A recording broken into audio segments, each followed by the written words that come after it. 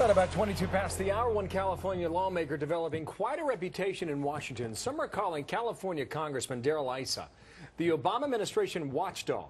He's reportedly leading the way when it comes to his role in investigations. Why is that the case? Carl Cameron got us some answers in D.C. What's happening, Carl? Good morning.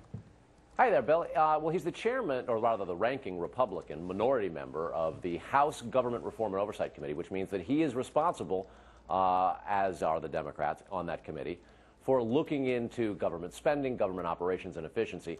It's also interesting, Darrell Issa is one of the few guys in Congress, men or women, in this anti-establishment, anti-incumbent year who faced no primary challenger in California and will face no Democratic opposition for re-election. Darrell Issa is getting essentially a free pass to a 6th term in this upcoming year, and in his perch as on the Reform Committee and Oversight Committee and as a partisan Republican, he has been going after the administration very hard. This morning on Fox and Friends, he was quizzed about his nickname. Listen to this. You know how if somebody asks you a question you don't have an answer, sometimes you get annoyed? That seems to be how I got the title of Annoyer-in-Chief, is there's no answers to the questions, at least not from Robert Gibbs.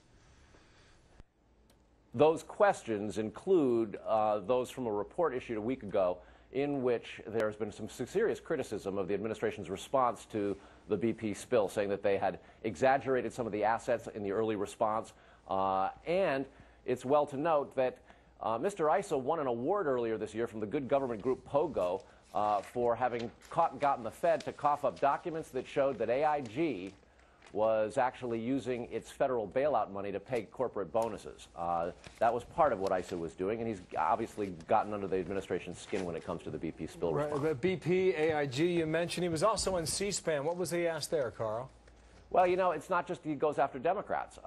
He goes after Republicans. And Issa made some sort of bipartisan news when he went after the chairman of his own party recently, Michael Steele, who had suggested that the Afghan war was a war of Obama's choosing, something that outraged Republicans and Democrats alike.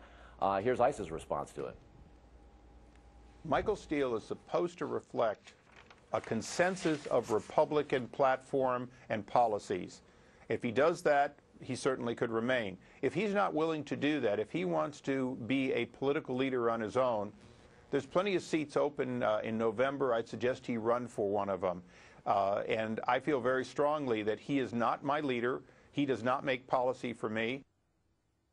When Congressman Issa came out with that strong statement on C-SPAN, Michael Steele was in the process of essentially walking back his earlier statements, and Steele has not lost his job yet. But Issa's criticism is shared across the country among Republicans that the RNC chairman is sometimes a bit of a problem. So here you have this California Republican running for his 6th term in an anti-incumbent, anti-Washington year, Bill, and yet he's uncontested and using his position in Congress and his lack of a challenge to get under the skin of Republicans and Democrats alike. And building a reputation along the way. Carl, thanks. Carl Cameron in Washington. Martha.